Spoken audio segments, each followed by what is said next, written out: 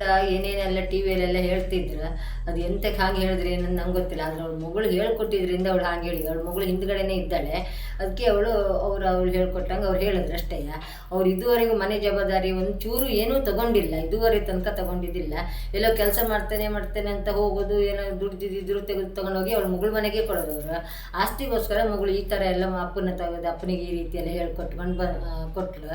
ಮತ್ತು ನಮ್ಮ ಮನೆ ಮಕ್ಳಿಗೆ ಓದಿಸೋದು ಬೇಡ, ನೀನು ಯಾಕೆ ಓದಿಸ್ಬೇಕು, ಕೆಲ್ಸಕ್ಕೆ ಹಾಕು, ಸಾಕಲ್ಲ, ಒಂದು 7ನೇ ಕ್ಲಾಸ್ ಕಲ್ತ್ಕೊಂಡು ಕೆಲ್ಸಕ್ಕೆ ಹೋಗಲಿ ಅಂತ ಅವ್ರು ಹೇಳ್ತಿದ್ರು. 3 ಹೆಣ್ಮಕ್ಳು ಯಾರಿಗೂ ಅವ್ರಿಗೆ ಓದಿಸಿದವರಲ್ಲ, ಕಲಿಸಿದವರಲ್ಲ, ಏನು ಜವಾಬ್ದಾರಿಯೇ ತಗೊಂಡವರಲ್ಲ.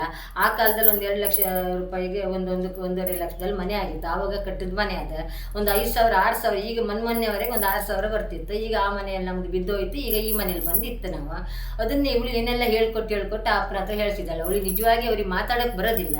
ಅವ್ರಿಗೆ ಒಂಥರ ಮಾನಸಿಕ, ಎಲ್ಲೆಲ್ಲಿ ಹೋಗಿ ಎಲ್ಲಿ ಹೋದ್ರು ಎಲ್ಲಿ ಬರಬೇಕು, ರಾತ್ರಿ ಕಳಿಸಿದ ಹೋಗೋದು, ರಾತ್ರಿಗೆ ಮನೆ ಬಿಟ್ಟು ಹೋಗೋದು, ನಿದ್ರೆ ಕಣ್ಣಲ್ಲಿ ಮರಳು ಥರ ಮಾತಾಡೋದು, ಏನೆಲ್ಲ ಮಾತಾಡ್ತಾರೆ. ಆದರೆ ಅವಳು ಹೇಳ್ಕೊಟ್ಟಿದ್ರಿಂದ ಈ ಥರ ಮಾತಾಡ್ತಿದ್ದಾರೆ.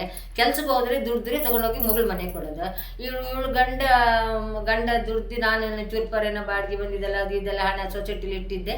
ಅವಾಗ ಸೊಸೈಟಿಲಿ ಇದ್ದ ಅಂತ ನಂಬಿಕೆ ಮೇಲೆ ಅವನ ಸೊಸೈಟಿಲಿ ಇಟ್ಟಿದ್ದಿದೆ.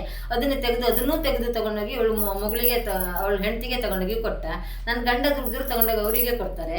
ಮತ್ತು ಈಗ ಅದು ಸಾಲದೆ ನಂಗೆ ಮನೆ ಕಟ್ಟಿ ಸಾಲ ನಂಗೆ ಜಾಗ ಬೇಕು, ಮನೆ ಬೇಕಂತೆಲ್ಲ ಹೇಳಿದ್ಲ. ಕಡೆಗೆ ದೊಡ್ಡ ಮಗು ಗಾಯತ್ರಿ ಅಂತ ದೊಡ್ಡವಳು ಚೈತ್ರನಕ್ಕ, ಅವಳು ನಂಗೆ ಸಾಲ ಉಂಟು ನಂಗೆ ಸಾಲ ಇಲ್ಲ ಅಂತ ಅದು ಈಗಳು ಚೈತನ್ಯ ಮಾಡಿದ್ದ ಅರ್ಥ. ಚೈತನ್ಯ ಬಂದು ಅಮ್ಮ ಒಂದು ಸೈನ್ ಹಾಕು ಅವಳಿಗೆ ಮನೆ ಆಗಲಿ ಅಂತ ಅವಳು ಹೇಳಿ ನಮ್ಮನ್ನೆಲ್ಲ ಕರ್ಕೊಂಡೋಗಿ ಅವಳಿಗೊಂದು ಸೈನ್ ಹಾಕಿಸಿ ಇಡೀ ಜಾಗದ ಮೇಲೆ ಒಂದು 25 ಲಕ್ಷ ಅವಳಿಗೆ ಲೋನ್ ತೆಗೆದುಕೊಡ್ತು.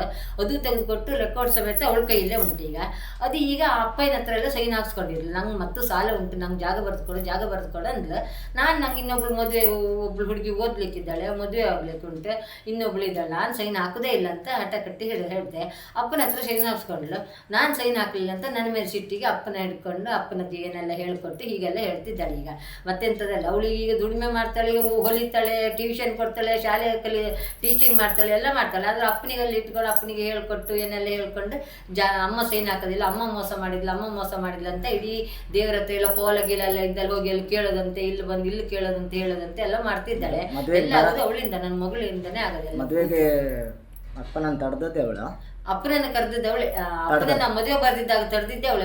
ನಾನು ಒಂದು ಫೋನ್ ಮಾಡಿದ್ರು ಸಾಕಿಯ, ನಾನು ಒಂದು ಚೂರು ಹೋಗಿ ಅಪ್ಪಯ್ಯ ಅಂತ ಹೇಳಿದ್ರೆ ಅವ್ರು ಹೋಗ್ತಾರೆ. ಈಗ ನಾನು ಕಳ್ಸೋದಿಲ್ಲ ಅಂತ ಹೇಳಿ ಅಪ್ಪ ಇಲ್ಲಿವರೆಗೆ ಕುಂದಾಪುರ ತನಕ ಬಂದವ್ರನ್ನ ಇವಳು ಹೋಗಿ ಕರ್ಕೊಂಡು ಹೋಗಿ ಮನೆ ಒಳಗೆ ತಗೊಂಡೋಗಿ ಇಟ್ಕೊಂಡು ಮದುವೆ ಬರ್ದಿದ್ದಾಗ ಮಾಡಿದ್ಲು. ಅವಳು ಬರಬಾರ್ದು, ಇವಳು ಮರ್ಯಾದೆ ಹೋಗ್ಬೇಕು, ಮದುವೆ ಬರಬಾರ್ದು ಅಂತ ಅವಳೇ ಮಾಡಿಸಿದ್ದೆ. ಎಲ್ಲ ಮಾಡಿಸಿದ್ದು ಅವಳೆಯ.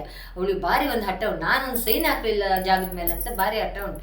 ನಾನು ಇನ್ನೊಂದು ಸೈನ್ ಅಪ್ಪನಿಗೆ ಮದುವೆ ಅಂದ್ರೆ ಭಾರಿ ಇಷ್ಟ ಆಯ್ತು, ತುಂಬ ಇಷ್ಟ ಆಯ್ತು ಅವರಿಗೆ. ಅವ್ರಿಗೆ ಮದುವೆ ಬರುವಾಗ ಅಲ್ಲಿ ಕಟ್ಟಿಗೆ ಮನೆಗೆ ನರಿಗುಡ್ಡೆ ಮನೆ ಅಂತ ನಮ್ಮ ಕುಟುಂಬದವ್ರ ಮನೆ ಉಂಟು. ಅವರು ಅಕ್ಕ ದೊಡ್ಡಪ್ಪ ಅವ್ರ ಮನೆ ಅದ. ಅವ್ರ ಮನೆಗೆಲ್ಲ ಬಂದು ಮದುವೆ ಕಾಗದ ಎಲ್ಲ ಖಾಲಿ ಆಯ್ತು. ನೀವು ಕಟ್ಟಿಗೆ ಮನೆ ನರಿಗುಡ್ಡೆ ಮನೆ ಅಂತ ಕುಂದೇಶ್ವರ ದೇವಸ್ಥಾನ ಹತ್ರ ಅವರು ಅಕ್ಕದಿರ ಮನೆ ಅದು, ದೊಡ್ಡಪ್ಪನ ಮಗಳು ಅಕ್ಕದಿರ ಮನೆ. ಅಲ್ಲಿ ಬಂದು ನೀವು ಮದುವೆ ಬನ್ನಿ, ಕಾಗದ ಎಲ್ಲ ಖಾಲಿ ಆಯಿತು, 9ನೇ ತಾರೀಕಿಗೆ ಕಮಲಶಿಲೆ ದೇವಸ್ಥಾನದಲ್ಲಿ ಮದುವೆ ಉಂಟು ಬನ್ನಿ ಅಂತ ಹೇಳಿ ಇಲ್ಲೆಲ್ಲವ್ರಿಗೆ ಹೇಳಿ ಮನೆ ಪೇಂಟಿಂಗ್ ಮಾಡುವಾಗ ನಿಂತು ಪೈಂಟ್ ಮಾಡಿಸಿ ಹೋಗಿದ್ದಾರೆ. ಆವಾಗ ನಾವು ಮದುವೆಗೆ ಅವ್ರಿಗೆ ಎಷ್ಟು ಸಲ ಕರೆದಿದ್ದೆ. ನಾನು ಗುರುವಾರ ಬೆಳಿಗ್ಗೆ ಬರ್ತೇನೆ, ಅಷ್ಟರ ತನಕ ಬರೋಕ್ಕಾಗಲ್ಲ ನನಗೆ, ಗುರುವಾರ ಬೆಳಿಗ್ಗೆ ಬರ್ತೇನೆ ಅಂತ ಹೇಳಿ ಬಂದವ್ರನ್ನ ಇವಳು ಬಂದು ಕರ್ಕೊಂಡು ಹೋಗಿ ಮಾಡಿಸಿದ್ದಾಳೆ. ಎಲ್ಲ ಮಾಡಿಸಿದ್ದು ದೊಡ್ಡ ಮಗಳಿಂದನೇ ಆಗಿದೆ ಪೂರ.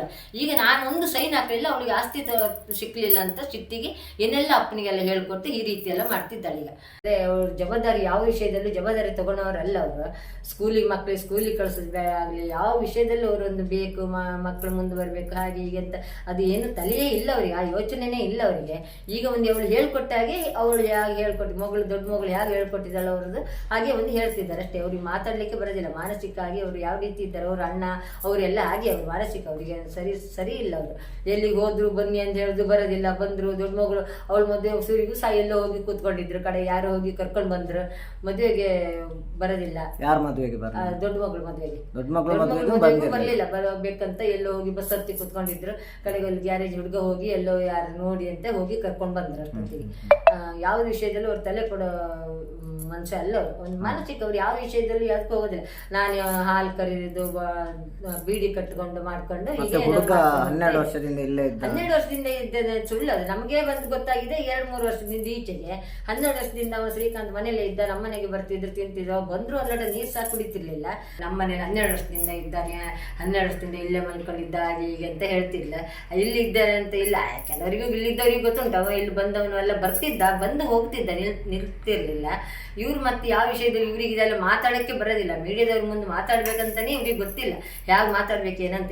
ಇವಳು ದೊಡ್ಡ ಮಗಳು ಹೇಳ್ಕೊಟ್ಟು ಅಥವಾ ಬೇರೆ ಯಾರು ನಾವು ಇವಳಿಗೆ ಆಗದಿದ್ದವರು ಏನೋ ಹೇಳ್ಕೊಟ್ಟು ಆದ್ದರಿಂದ ಇವಳು ಮಾತಾಡಿದಷ್ಟು ಬಿಟ್ಟರೆ ಮತ್ತು ಅವರಿಗೆಲ್ಲ ಅಷ್ಟೆಲ್ಲ ಮಾತಾಡೋಷ್ಟು ತಲೆ ಇಲ್ಲ, ಅವರು ಮಾತಾಡೋದಿಲ್ಲ. ಅವರು ಒಂದು ರೀತಿ ಸರಿ ಇಲ್ಲ. ಅವರು ಯಾವ ಜವಾಬ್ದಾರಿ, ಒಂದು ಹೆಣ್ಮಕ್ಳು 3 ಹೆಣ್ಮಕ್ಳು ಇವ್ರು ದೊಡ್ಡವಳದಿಂದ ಹಿಡಿದು ಅವಳಿಗೆ ಓದಿಸೋದಾಗಲಿ ಮದುವೆ ಮಾಡೋದಾಗಲಿ ಯಾವ ವಿಷಯದಲ್ಲೂ ಅವ್ರು ಇದುವರೆಗೂ ಒಂದು ಜವಾಬ್ದಾರಿ ತಗೊಂಡವರಲ್ಲ. ನಾವೇ ಮಾಡಿದ್ಬಿಟ್ರೆ ಅವ್ರಿಗೆ ಓದಲಿ ಮಕ್ಕಳು ಅಂತೇಳಿ ಹೇಳೋದು ಇಲ್ಲ. ಅವರು ಬೇರೆ ಯಾವ ವಿಷಯಕ್ಕೂ ಅವ್ರು ಜವಾಬ್ದಾರಿ ತಗೊಳ್ಳೋದಿಲ್ಲ. ನಾವಂತೂ ಬಿಟ್ಬಿಟ್ಟಿತ್ತು. ನಮಗೆ ನೋಡಿ ಸಾಕಾಗಿತ್ತು. ಜಬರ್ದಸ್ತ್ ಮಾಡೋದು, ಹೊಡಿಯೋಕ್ಕೆ ಬರೋದು, ಬೈಯೋಕ್ಕೆ ಬರೋದು, ಹೊಡಿಯೋದು ಬಡೋದು, ನಮಗೆ ನೋಡಿ ಸಾಕಾಗಿ ಜೀವಮಾನ ಬೇಡ ಅನ್ಸಿಬಿಟ್ಟು ಇವ್ರ ವಿಷಯ ಬಿಟ್ಟುಬಿಟ್ಟಿತ್ತು ನಾವು. ಈಗ ಅಲ್ಲೆಲ್ಲ ಮಗಳೆಲ್ಲ ಕೆಲಸಕ್ಕೆ ಸೇರ್ಕೊಂಡಿದ್ದಾಳೆ, ಕೆಲಸಕ್ಕೆ ಹೋಗ್ತಾಳೆ, ತಗೊಂಬಂದು ಮಗಳಿಗೆ ಕೊಡ್ತಾಳೆ, ದುಡ್ಡು ತಂದು ಅವಳಿಗೆ ಕೊಡ್ತಿದ್ದಾಳೆ ಅಷ್ಟೇ. ಹತ್ರ ಕರ್ಕೊಂಡು ಹೋದ್ಲು, ಇಲ್ಲಿ ನಂಗೆ ಪೀಡಿಸಿದ್ಲು ಬಂದು, ಹೀಗೆಲ್ಲ ಮಾಡ್ತಾ ಇದ್ಲು. ಸೈನ್ ಹಾಕ್ಸು, ನಂಗೆ ಒಂದು ಸೈನ್ ಹಾಕ್ಸು, ನಂಗೆ ಸಾಲ ಉಂಟು ಅನ್ಕೊಂಡು ಹೇಳ್ತಾ ಇದ್ದಾಳೆ. ಅವಳಿಗೆ ಎಲ್ಲ ಗಂಡ ಕೆಲಸ ಹೋಗ್ತಾರೆ, ಮನೆ ಕೆಲಸ ಮಾಡ್ಕೊಂಡು ಹೋಗ್ತಾರೆ ಬರ್ತಾರೆ. ಆದರೆ ಅವಳಿಗೆ ಎಷ್ಟಿದ್ರು ನಂಗೆ ಒಂದು ಸಾಲ ಉಂಟು, ನಂಗೆ ಸೈನ್ ಹಾಕು. ಅವಳಿಗೆ ಯಾರಿಗೆ ಸಾಲ ಇಲ್ಲಲ್ಲ ಈಗ ನಿಮಗೆಲ್ಲ, ನಂಗೆ ಸೈನ್ ಹಾಕು. ನಂಗೆ ದೊಡ್ಡ ಸಣ್ಣ ಮಗಳಿಗೆ ಓದಿಸ್ಲಿಕ್ಕೆ ಉಂಟು, ಸಣ್ಣ ಮಗಳು ಕಲಿತಿದ್ದಾಳೆ, ಅವಳಿಗೆ ಮದುವೆಗೆ ಉಂಟು ಅಂತ ಹೇಳಿದ್ರೆ ಅವಳು ಕೇಳೋದಿಲ್ಲ. ಆ ಚಿಟ್ಟಿಗೆ ಏನೆಲ್ಲ ಅಪ್ಪನಿಗೆಲ್ಲ ಹೇಳ್ಕೊಟ್ಟು ಈ ರೀತಿಯೆಲ್ಲ ಹೇಳ್ತಿದ್ದಾಳೆ ಅಷ್ಟೇ, ಮತ್ತೆ ಎಂಥದೆಲ್ಲ.